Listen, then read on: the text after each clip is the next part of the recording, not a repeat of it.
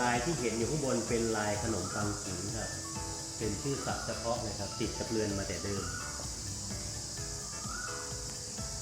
เรือนนี้มีหน้าต่างกี่บานครับหน้าต่างของเราทั้งหมดนะครับมีทั้งหมด250ช่องครับ469บานกระทุ้งเท่ากับจำนวนพศที่รัชกาลที่7เสด็จนะครับ2469ครับสถาปนิกท่านสร้างไว้469บานกระทุ้งเท่ากับพศที่รัชกาลที่7เสด็จครับ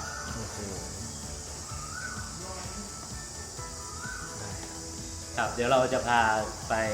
ห้องถัดไปครับครับอ๋อวันนี้เวียนหัวหนูไปดูหนูไปทำ อ๋อโอเค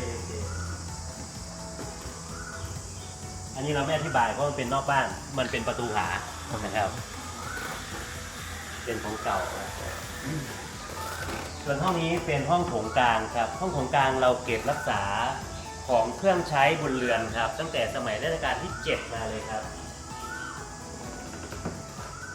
ตู้นี้เราเก็บรักษานะครับชามเปเป็นเปใบใหญ่นะครับบนโต๊ะเสวยกว้าง18นิ้วนะครับเป็นลายดอกแดงนะครับสร้างในสมัยรัชกาลที่5มานะครับจนถึงยุคปัจจุบันนะครับเป็นชามเปลายดอกแดงนะครับส่วนช่องนี้ครับเป็นชุดน้ำชาของสมเด็จพระเทพนะครับท่านเสด็จเมื่อปี2561ท่านได้ทรงใช้เราก็มาเก็บรักษาไว้นะครับเป็นชุดน้ำชาสีประจำพระชนมวาลคือสีม่วงนะครับของสมเด็จพระเทพส่วนถัดมานี่ครับเป็นช้อนที่ติดกับเรือนมาแต่เดิมครับเพราะว่าบ้านของเรามี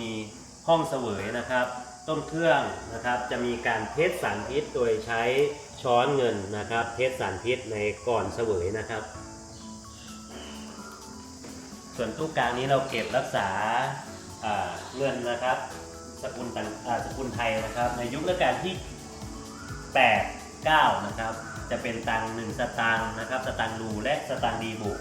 มี5สตางค์นะครับเนื้ออัลปาก้าแล้วก็สตางค์รูนะครับ5สตางค์10สตางค์นะครับและก็1สตางค์แล้วก็เป็นธนบัตรนะครับ1บาท5บาท10บาทนะครับมีรวมไปถึง50สตางค์ครับจนถึงแบงค์100บาทนะครับในยุครัชกาลที่8และ9ครับ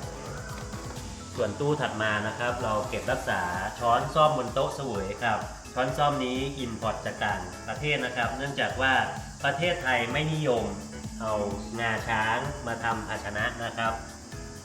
อันนี้อินพอร์ตจากต่างประเทศตัวใบจะตีว่า Make in England ครับ England นะครับด้ามทำจากงาช้างตัวใบตีกาว่า Make in England ครับส่วนด้านขวานี้จะเป็นกาทรงยุโรปนะครับคือนำเข้ามาในสมัยรัชกาลที่7นะครับติดกับเรือนมาแต่เดิมนะครับ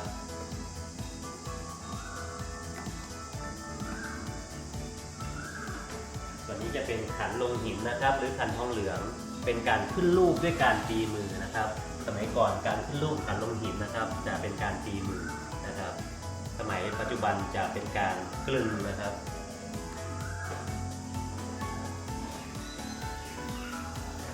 เดี๋ยวเราจะพาไปห้องถัดไปครับเป็นห้องเสวยครับ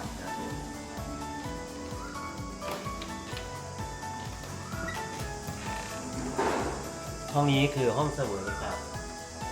ห้องเสวยของรัชกาลที่7นะครับเดี๋ยวด้านไหน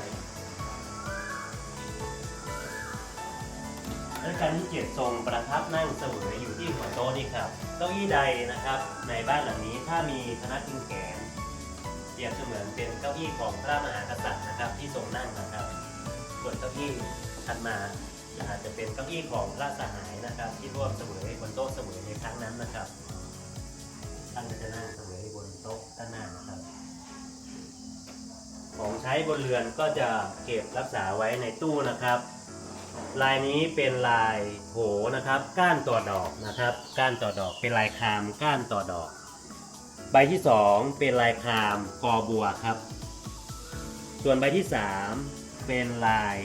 ผักชีครับ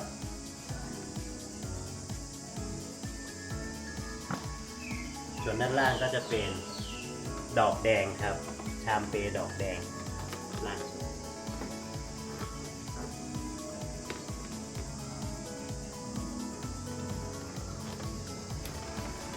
ถ่ายมุมนี้จะสวยครับ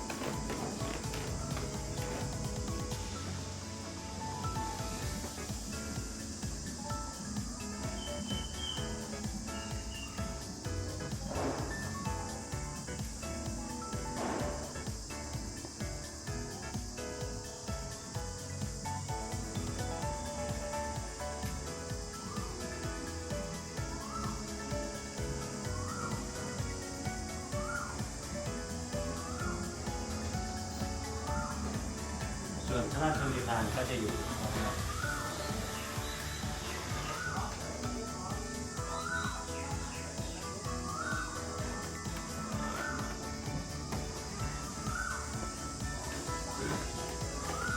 บ้านของเรานะครับเรือนของนักนะครับมีทั้งหมด 250 ช่อง 469 บานกระทุ้งมี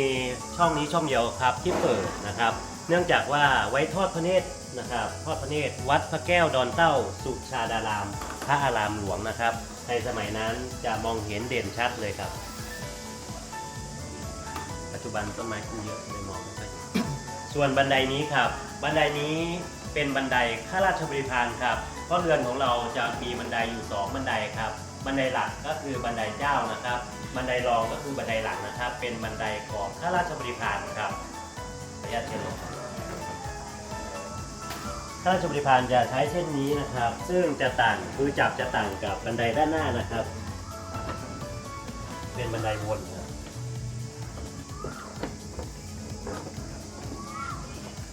อันนี้นะครับคือจับจะต่างกับบันไดหน้าเพราะบันไดหน้าจะเป็นร่องอันนี้เป็นบันไดของข้าราชบริพารครับ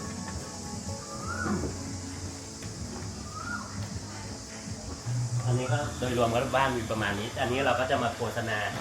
ผลิตภัณฑ์ครับนอกจากเรือนของนักของเรานะครับ จะมีพิพิธภัณฑ์แล้วยังมีนะครับเป็นของแม่บ้านสมาคมแม่บ้านทหารบกสาขาที่ 32 ของมทบ 32 เรานะครับ ได้ทำมาจำหน่ายให้กับประชาชนพ่อค้า หรือแขกที่มาเยี่ยมชมนะครับ จะมีกระเป๋านะครับ หลายๆไซส์เลยครับ แล้วก็จะมีนี่ครับที่ใส่เช็ดชู่นะครับลักษณะนี้ให้ได้เป็นของผลิตภัณฑ์ของแม่บ้านมทบ 32 ครับ ได้ทำมาจำหน่ายครับนี่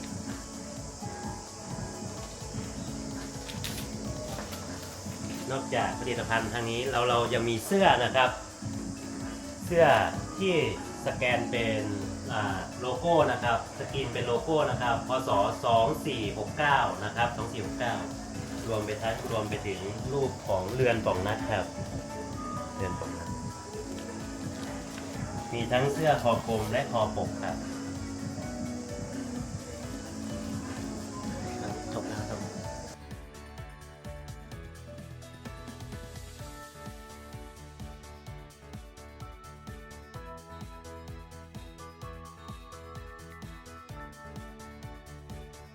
ครับหลังจากที่เราเดินเที่ยวบ้านป่องนัดกันเรียบร้อยแล้วครับทีนี้เราก็จะต้องขอตัวลาเพื่อไปอีกสถานที่หนึงนะครับเดี๋ยวเราจะพากันไปที่ไหนนะครับในจังหวัดลำปางครับลำปางไม่ใช่แค่เมืองผ่านนะครับไม่ใช่เมืองรองครับเรามาเที่ยวได้ใจนะครับก็เดี๋ยวฝากติดตามรับชมนะครับทางช่องทางของบุคคลสร้างภาพนะครับขอบคุณด้วยครับบ๊ายบายครับ สวัสดีครับบ๊ายบายครับ